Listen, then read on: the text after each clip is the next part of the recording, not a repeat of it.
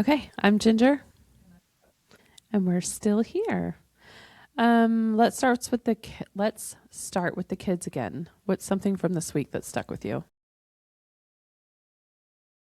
I've been trying to think of something that has stuck with me. I don't really have like a big update, I don't think. Um, but I will say that the other night that Justin was over, and I know that he's kind of like iffy on Jones because Jones is older. He's the boy, all those kind of things. He's been a little bit nervous on that. And so the other night he was over and it was really funny because Jones and Ruby both came down to my room. And so we were all kind of down there together. And I mean, I've told Justin enough stories that he knows enough things about Jones kind of being like when the kid side, the goofy side kind of comes out. And he was doing all of that. And so it was really funny, just I guess kind of like watching all of those interactions, but they were all kind of like making jokes together and stuff like that. And so it was fun seeing Jones open up a little bit on that side. Yeah, that's cool. Um, yeah, I think Justin, you say like iffy is more like I think he's kind of intimidated by Jones because when I thought if anybody's going to be intimidated by anybody, it's going to be Ruby, right? Like John's completely intimidated by Ruby. So, um, but it's funny because Justin like has a completely different experience with Ruby than anybody else, and so I think that's really cool. But it's also like Justin's a girl dad through and through, right? For a very long time. So I think Boy not throws him only, off. yeah, and Jones is like literally the only boy in y'all's situation. And so I think that's really cool, though. I think that can develop into something like really magical. And I think it's like right at the right moment, right? Because like a couple more years and Jones is, not home anymore. Not like moved out, but like once they get a car and Yes. all the things, they're just kind of gone and you kind of lose all that. I mean, I'm assuming. I don't know. I haven't gone through it, so I I don't mean, know. we'll see. Yeah. But that is what I assume also. So Right. So for me, last Friday was Harrison's first dance that he's ever attended. Um, much more, what's the word? More dramatic for me that day and all the things that I did and all the random mistakes that I made. But, um, ew, my headphone just like went into one ear. There we go. Um, but, uh, it was so cute. Like we went over the girl he's dating or seeing. Her mom just had surgery, so she's like literally in a neck brace and was all intimidated by it. And she's like, we can't do pictures all together. But we went over to their house and it was really cool. We took pictures. But something that I want to remember, and I meant to not tell you because I wanted to tell you here, but like I've already told you. But the cutest thing about the girl that Harrison's seeing. And I don't know if this is like a it's so thing. cute. It's so cute. I've never heard of this being like the way this generation talks or whatever. I don't know. But she ends every question and some statements with a question mark, but like an actual question mark. So it's like, how was your day? Question mark.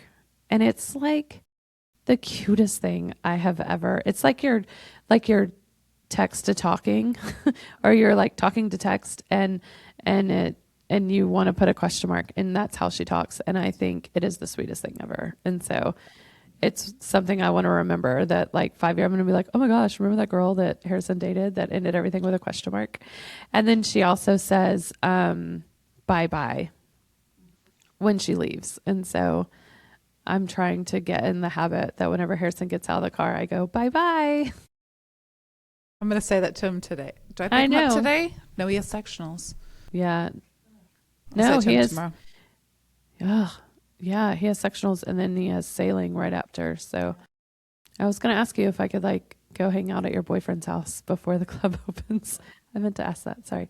Anyway, okay. So still sticking on kids. Was there something small that turned into a big moment for you with your kids? This we're not going into the theme or anything. Just like anything that you can think of. I'm trying to just jog your memory. That's small that turned into a big moment. Yeah. I have one. Oh, what do you have? Ruby. I meant for it to be really small when I pulled up on the school and she was sitting out there with her friends. And literally, she's just sitting out there. She's super cute. She's on the very edge. So, like, long row of kids. She's on the edge closest to where the cars pull up. And so I see her and I pull up and I roll down the window and I just like, and she looks my way, but then looks away. And so I don't think she sees me. And so I'm just trying to get her attention. I'm not trying to embarrass her. I'm not trying to do anything. I'm just like, hey, Ruby, hi. And then the adult that's in charge was like, excuse me, can I help you? And then I get all freaked out and like I'm doing something wrong. And so I was like, oh, I was just saying hi to Ruby. And Ruby turns and looks at me like literally like this. She goes, like was so embarrassed. And I was like, oh my God, I'm so sorry. And I rolled up the window and like sped away. So that was something that was supposed to be really small that turned into a big moment with your kids and me. My kid. Yeah. So Ruby, when you're listening to this, when you're 25, I apologize. I am very sorry. I didn't mean to humiliate you. I didn't actually mean to. If it was my kid, I'd been like, oh, I would have gotten out of the car and like ran up and gave him a big hug. I did not mean to apologize. I mean, I just said I did not mean to apologize. I did not mean to embarrass you. I don't think she was embarrassed.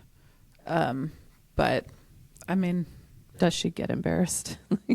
I don't think so. I don't think so. Yeah. And I think that's a large part. I don't think you need to apologize because there's not really anything there. That's just her decision. And that moment was to just be like, yeah, like I think she was like, this gross lady is saying hi to me. This is so gross. Anyway, that's all right.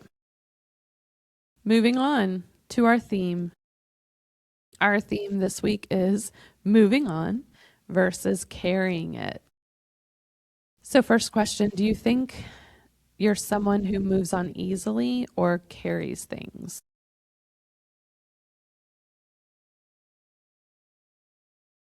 Gosh, I don't know. I mean, I feel like I probably carry.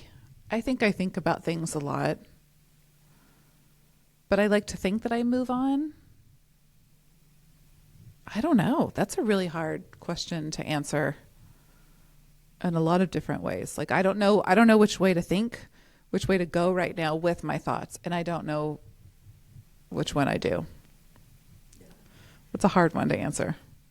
Yeah, to identify as one or the other, there's no way. Like I think I do both probably the same amount, right? I mean, it depends on the situation. Like it's hard. The forgive and forget, like, no. I mean, I guess if I do forgive somebody, I do forget it. But I don't forgive easily.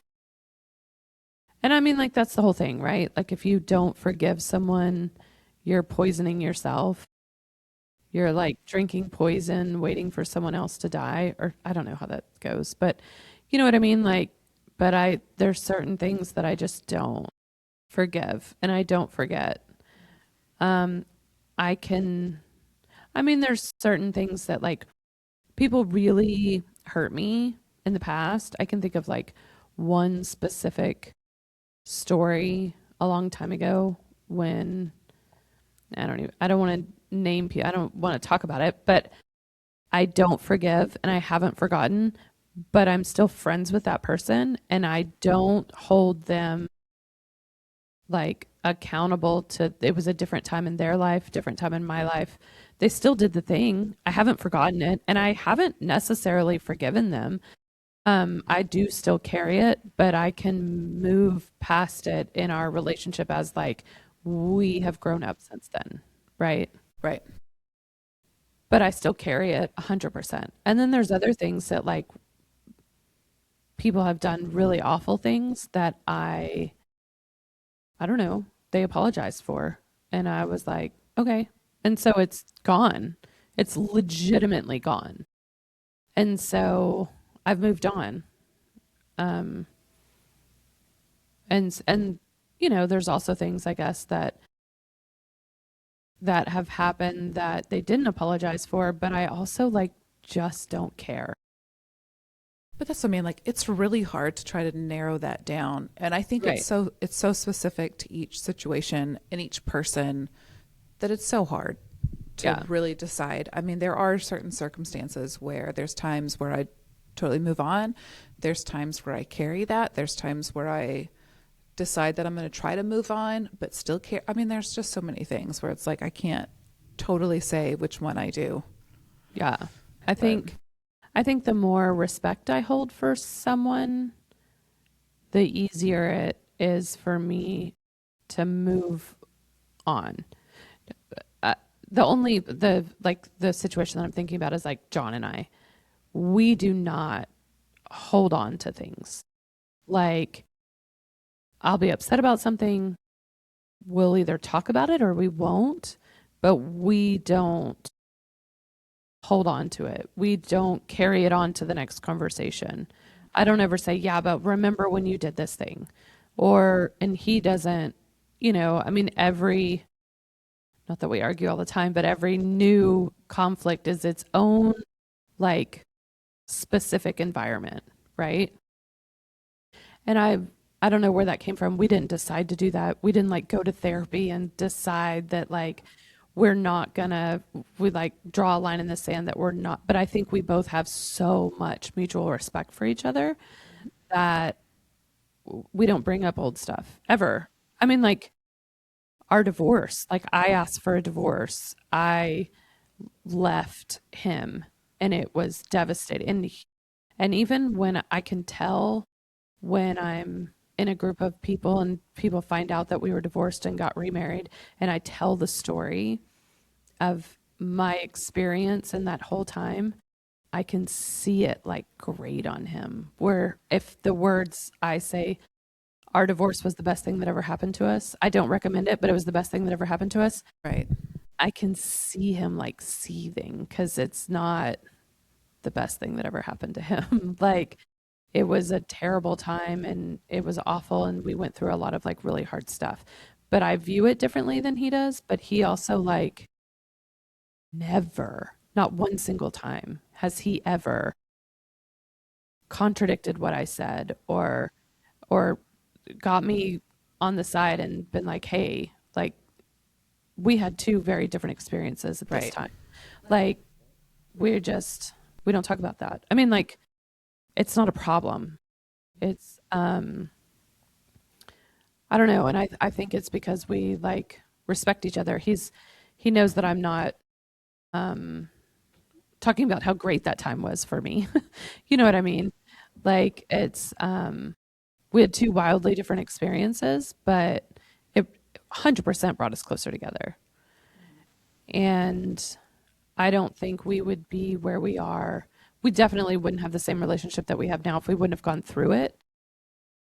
But I don't think our relationship would be terrible if we wouldn't have gone through it. You know what I mean? Yes. Yeah. So, um, I don't know. So that's something that I definitely don't hold on to. And maybe I move on from that because like I'm the villain in that story.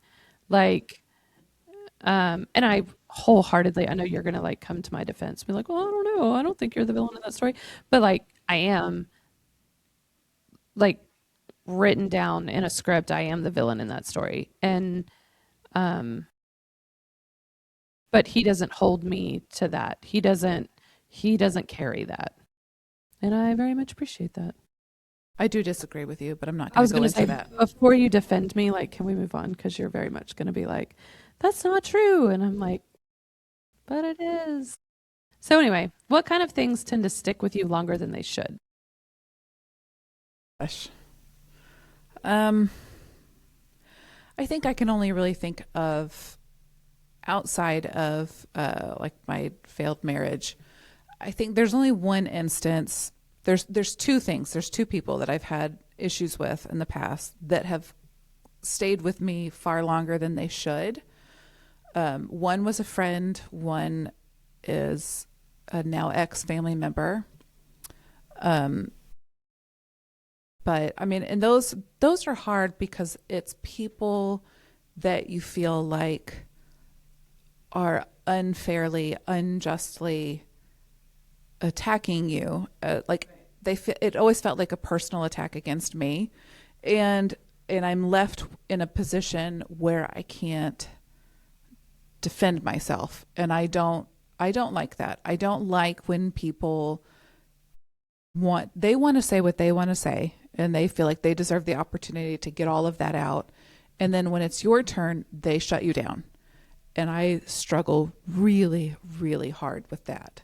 And I feel like both of those people did that. And I carry on because there's so many things that I feel like I want to say, and I want to explain things, and I want to address the ridiculous offenses that they've laid against me. And it's not worth it. And it doesn't actually mean anything. And I don't really actually care what their opinions are because I don't necessarily have high opinions of them. Right. But it's real. Like it really bothers me when I feel like I don't get to say what I want to say. And then so I carry those things. Like those are the really hard things for me to let go, is when I feel like I have things that I was denied getting to say. Right. And I carry that. Yeah. Yeah, those suck. Like I think I've been on the other side of that, where I've said things and then not given the other person the opportunity. And I have to say, I feel the most closure in those instances, right? But on the flip side too, on the situations where I never got to defend myself, or I never got to say the things that I wanted to say, I have always found in the long term, it ends up being in my favor, right? Not in the short term at all, not in the first 2 years or whatever, but I feel like I don't believe in like karma as a specific thing, and I don't believe that people get what they deserve in that sort of instance, but I do think that like the trueness of people come out, and other people get to see it without my influencing anybody's decision, right? And I feel like that is the best validation. Like I have learned that that's the best validation that I can get, is that I just sit back and let the world do its work. Let the people dig their own holes. And I think that's like the best vindication. But I get it. Like not being able to say what you want to say is really hard. Well, and it's not necessarily like I don't need the vindication, but it's the whole thing of you're accusing me of something, like with the friend, right? Like she accused me of all sorts of things, but then I was denied the opportunity to correct those, as ridiculous as they were. I mean, and she said so many things that I know are not true, that I don't believe, like about my parenting. She told me that, well, you treat all three of your children differently. And I was like, yeah, they're all three different people. Well, like, but it's that whole thing where it's like, but I didn't get the chance to even just say I treat them differently because they're three different people. Right. They're three different people. And then she made comments about, how I treated Virginia for sure differently than the other two. And I just wanted to be like, I mean, maybe, but she did almost die.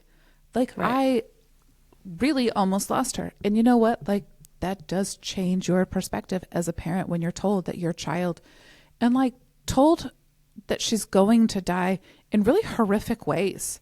Like multiple different doctors were like, yeah, well, this will happen. Well, this could happen. So yes, it does change things as a parent, but it's just kind of like, but like you can't, accuse me of things, but you do just want to sit there and say, like, I want the opportunity to be able to like have these conversations. Then if you think that I'm such a terrible parent, let me explain to you the feelings that you process when you're told, like, during pregnancy that she's going to die. And I'm like, that shifts things.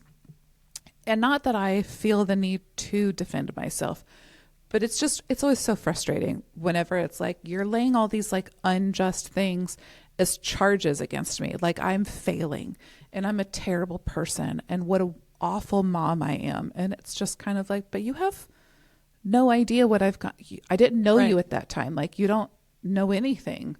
It's just, it's always hard for me because it's like, I want to defend myself. And those are the times that I do know that I very much carry those things on when I don't feel like I get to say the things that I also, and not, I didn't want to attack her. I didn't want to say any things against her. It's just like, let me have the opportunity then to at the very least, I should have the ability to address what you're accusing me of. Right. And I don't like that. It pisses me off. Makes me so mad. Brooke's borderline cussing. This must be. I mean, I'm getting mad again. Yeah. You're definitely carrying it. Which. Yeah. See? Yeah, I know. So, like, the next question is, what does carrying it look like for you? And I do think that, like, I know that you carry that. And I know that there's a number of things that you carry. And it's, and there's also a number of things that you don't, right? Like, that just, and it's weird, the things that we hold on to and the things that we don't, and why that is. So, what does carrying it look like for you? That. I mean, it looks like still getting mad about it. I mean, I still carrying it means I want, anytime I hear her coming up in conversation, I want to tell people she's a terrible person. Right. And it's always hard for me because I feel like I don't take that lightly as far as like saying that they're a terrible person, but I feel like she's a terrible person. Yeah. And that comes from experience.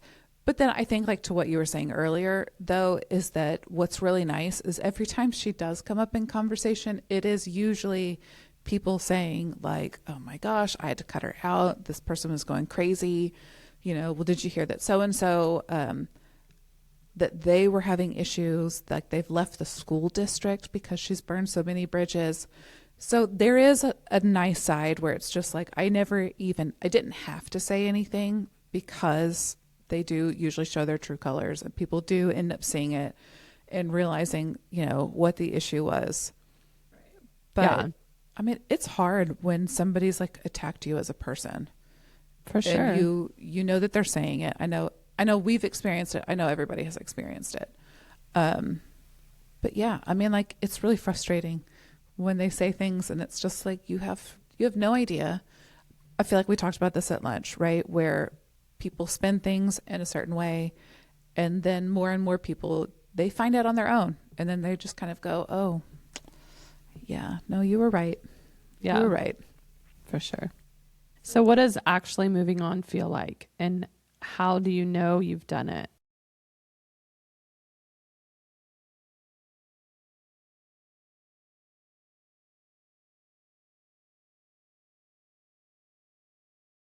I don't know. I know there was one time, this was many, many years ago, and I'm going to share more than what I usually share. But I was really frustrated with my ex-mother-in-law and really, really struggling. And as a Christian, I remember feeling like God was telling me that I needed to pray for her. And I always laughed because my first prayer, like I remember driving in the car and genuinely like driving and just being like, okay, you told me to pray for her. This is as much as I have. I am telling you right now that you told me that this is what I have to do. So like, that's what I'm doing. Amen. Like that was my whole prayer because I was so irritated and so frustrated and like at my end with her. And then I remember like things happening. And then all of a sudden, like my perception of her had like started to shift and change. And I remember that moment of like, I seeing her in a different light and then feeling sad for her. And then I just remember kind of going, okay, this is, to me, like, that's what it is. it's seeing that person in a different way and then realizing that they also have like their hardships and their traumas that they're trying to work through. And it's just like, okay, I'm not mad at you because you're responding in the way that like that's natural to you, but it's still really hard. Yeah. But I mean, I feel like that's it, right? Like it's whenever you realize like I'm not mad at them anymore, and Right. I can see them in a different way. To me, like that's what moving on feels like. Yeah, for sure. Moving on for me, I've had this whole tumultuous relationship with my in-law family, right? We didn't get along very well before our divorce, and then obviously they did not like me after our divorce. And then, I mean, good reason. And then, when we decided to like work it out or try to work it out, I did have to have a funny story. Okay. So my mother-in-law, I'm sitting at work and my phone rings and it's my mother-in-law, and John and I are not together. I mean, we co-parented really well. And so we're friends, we're co-parenting, we're doing all these things. We did make out on his patio one night, like when we weren't together, and it all kind of like snowballed into this other thing, right? And so my phone rings and it's my mother-in-law, and I'm at work and I'm like, oh my God, what is happening? And I answer it, and she, has a very like Texas accent, and she's like, I'm stopping by Sonic. Do you want, your usual? And I was like, what? And you could hear the panic on her voice when she was like, oh my gosh, I called the wrong Ginger. I'm so sorry. And it was just this like, what do we do? Right. And so she was like, well, how are you doing? And I'm like, I'm doing okay, and I'm terrified. I mean, like, my heart's pounding out of my chest, like completely terrified. And we just have this like random conversation. And she's like, we should have lunch sometime. And I was like, okay. And then we like hang up and get off the phone. And then she texts me and she was like, I'm so sorry. I didn't mean to call you. This other friend, her name's Ginger. I meant to call her, but we really should have lunch. And I was like, okay. And so we actually like made plans to have lunch, and we sat, and I was completely honest with her. And I told her that, what I missed about them and all the things. And it was like either Labor Day or Memorial Day. She was like, you guys should come to my house for Memorial Day. And John and I are like barely like maybe hanging out, maybe talking about like, maybe we should think about getting back together or whatever. And, so I was like, okay, like I'll go. And I told John, I was like, your mom invited me to, like, we should go. And he was like, are you kidding? And so, but it was like in that moment, in that, like, when we had lunch, I had committed that I was like, everything's in the past. Like, everything is, I'm going to, like, from this point on is where I'm going to start with them. And it was just kind of like, I think that's when I know how I'm moving forward, is when I draw a line in the sand, and it's like everything that has happened from this point before doesn't matter. And I've rebuilt my relationship with his sister-in-law, which was a huge deal, like massive in I drew a line in the sand, and it was like, what has happened before? She and I always like tried to be friends, but there was so much in the past that nobody could forgive and forget. And then it was like, you know what? This is what I'm going to do. And it really, think you can both say it all day long, but if at least one of you doesn't believe it, it's never going to happen. And it was just like, I'm going to start over. Not everybody was on board with that line in the sand at that moment, right? I do think they're coming along. I don't think that they're there. Like, I honestly don't. They're moving in the right direction, right? Mm-hmm. But for me, it was a line in the sand of like everything that has happened in the past is in the past. I'm going to start from today. And you know, you can only control 50% of that. You can give 100%, but the other side, I mean, it's just like co-parenting, right? You cannot co-parent in the perfect way by yourself. Each person has to give 100%. Each person has to be on the same co-parenting plan. I mean, I imagine. For that to work. Yeah, I mean, like, I think I'm very lucky in that John and I did that so well, but it had just as much to do with him as it had to do with me. And so co-parenting's hard, and you can't do it in the perfect way by yourself. So anyway, so I think like that's what moving on looks like for me is either, I mean, it's like it stops. There's a point where it stops and what happened in the past no longer matters.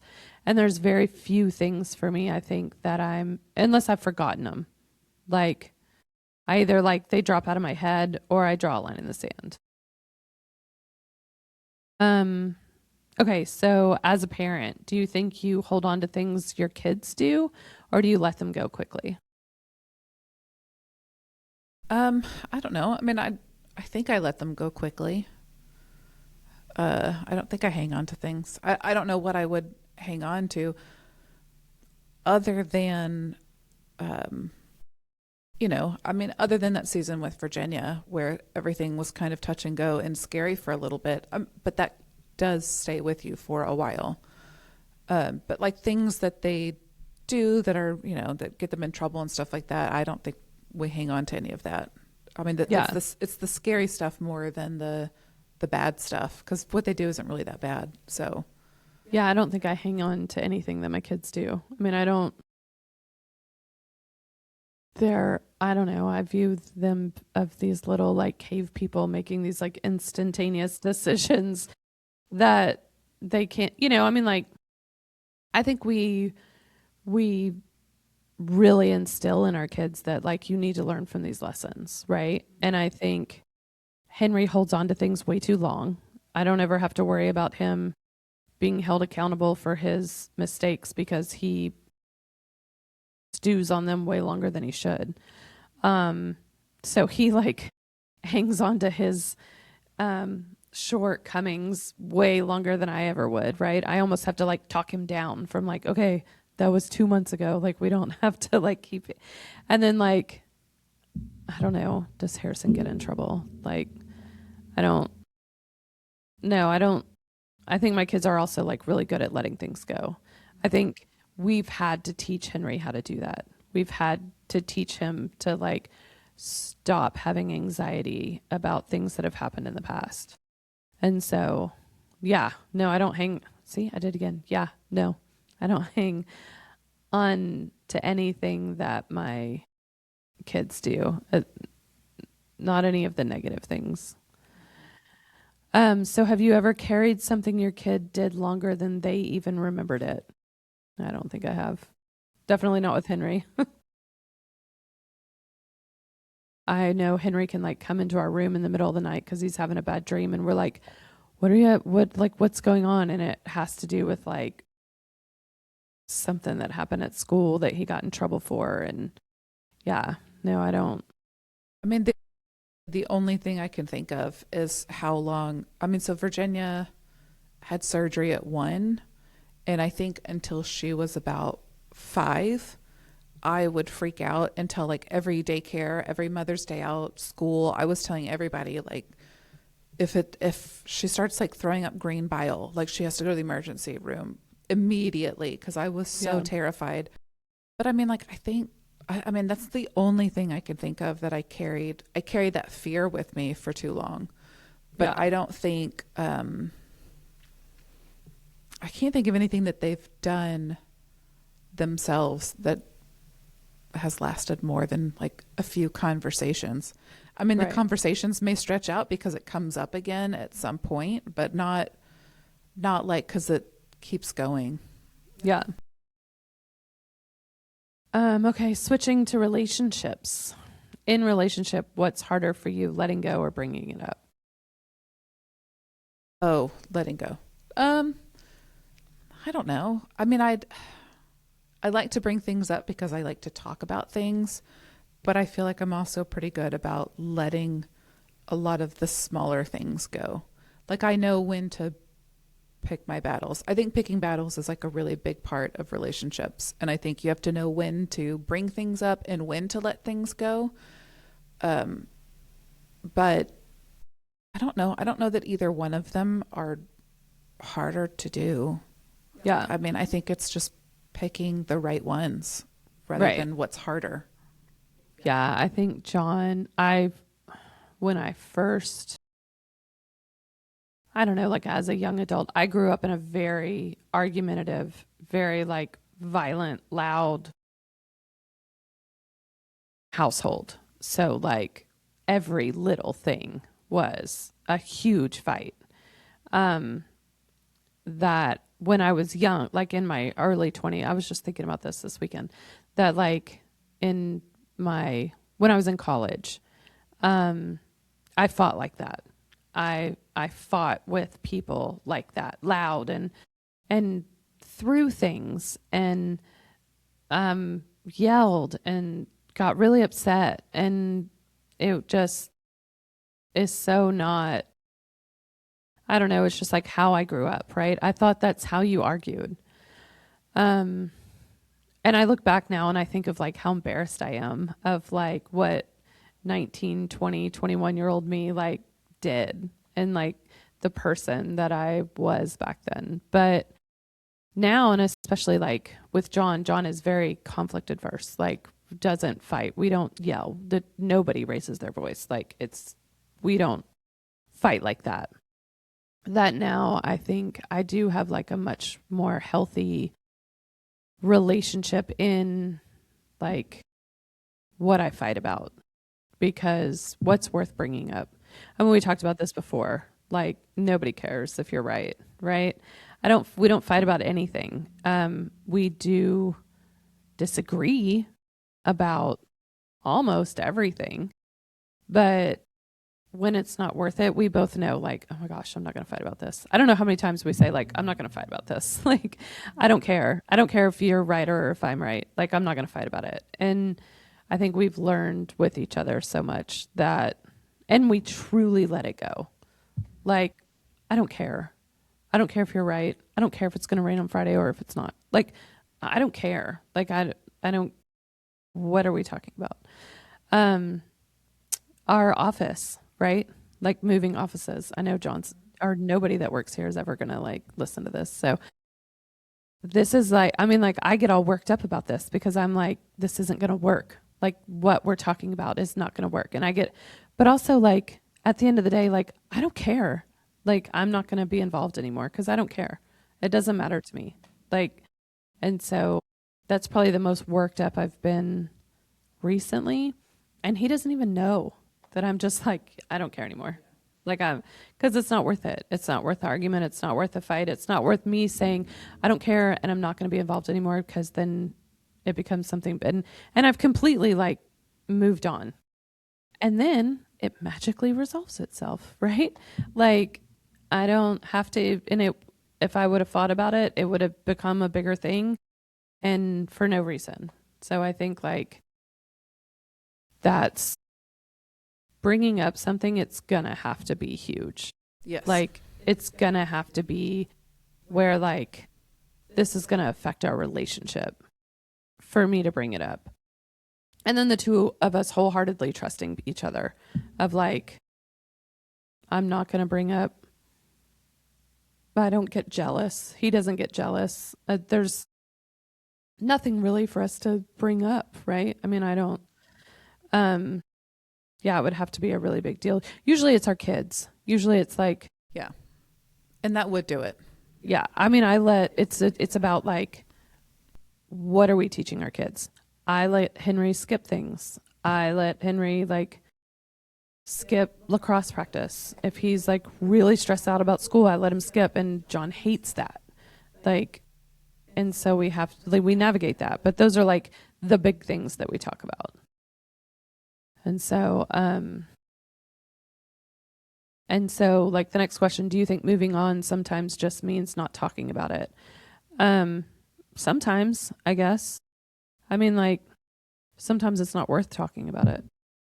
Well, then, I mean, I know for me, half the time, what I want to talk about is the made up scenarios I've had in my head. Right. The things that are actually real. Yeah, I mean, and there is a large part where it's just kind of like I don't have to talk about it because I need the time to just process, and my fears or my worries or whatever they may be will be alleviated on their own. And then other times it does feel more important, but I mean, I think there's lots of times where it's just definitely don't bring it up. There's no reason to bring it up. It's Right. going to cause more problems. I'm going to stress me out. I'm going to stress them out. I'm going to cause more problems. I mean, there's so many times. But then there's also times where it's just kind of like, I don't want to do it because I know that it's like, especially in my marriage, there were lots of times where I had to let things go because it's just like, it's not going to have any benefit, and things are going to get worse for me. They're going to get worse for the kids. And you do kind of learn like, it's not worth it. I don't have to bring it up. And I can resolve this situation on my own. I don't want to, but I can. Right. And so like not everything is worth bringing up. Yeah. So what's the difference between moving on and just burying something?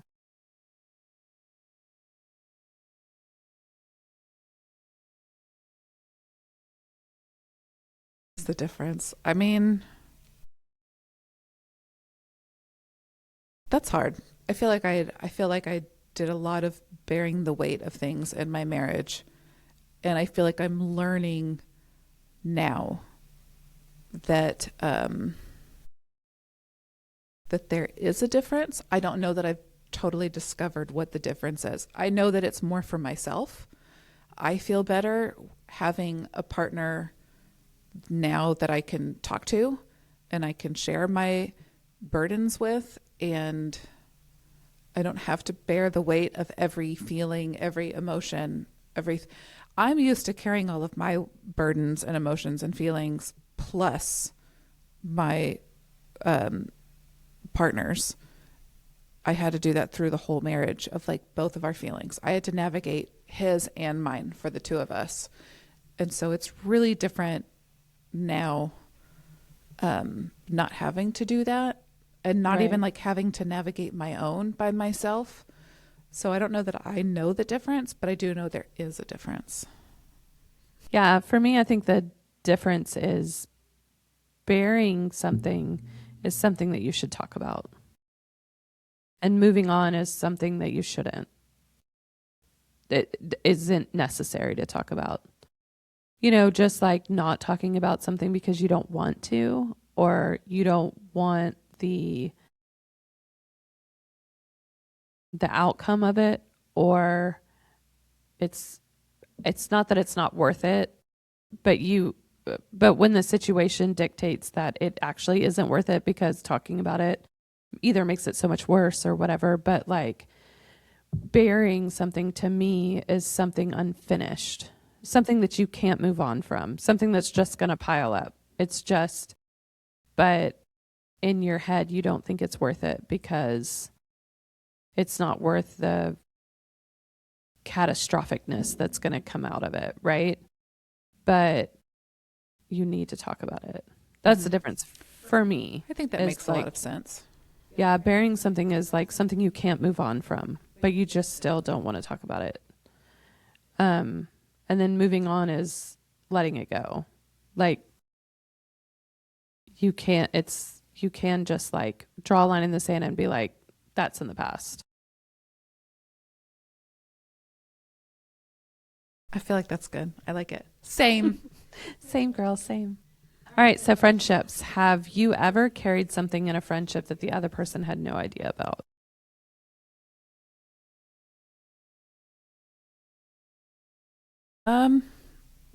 Not really. I can't really think of anything. I again, I'm not really one to sit with things. So Right. I'm such a I want to talk about it.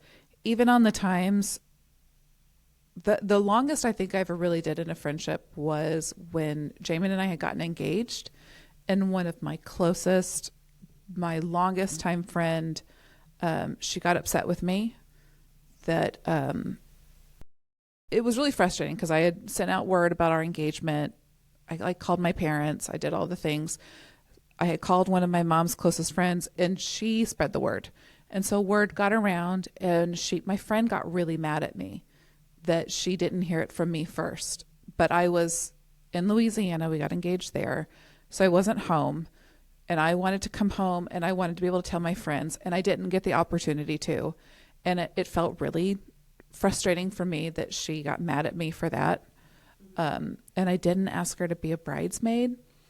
And I think that was the longest time that I really kind of carried a that frustration and that anger at her without addressing it.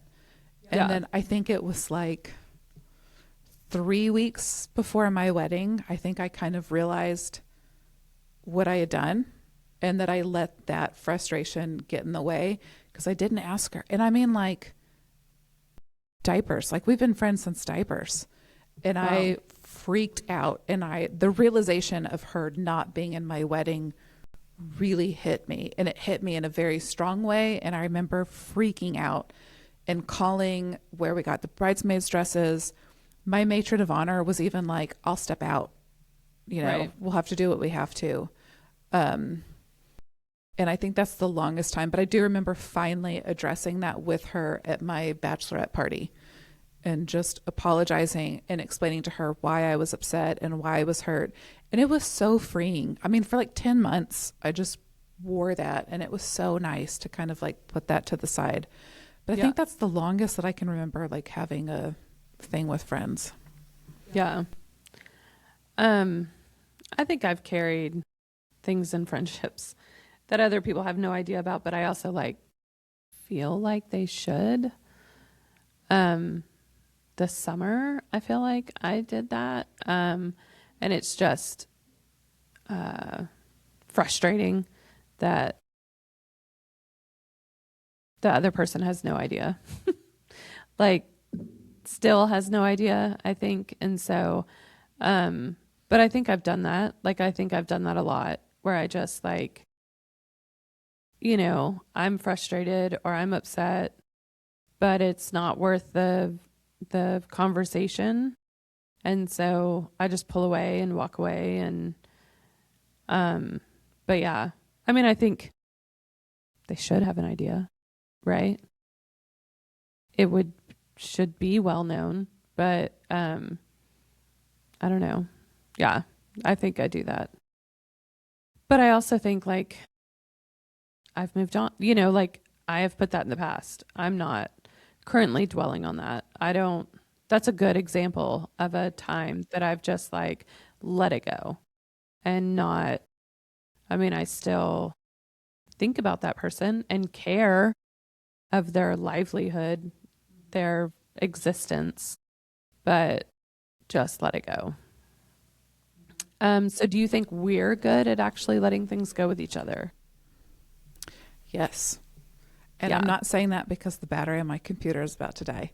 I'm at 5%. It's going quickly. Wow.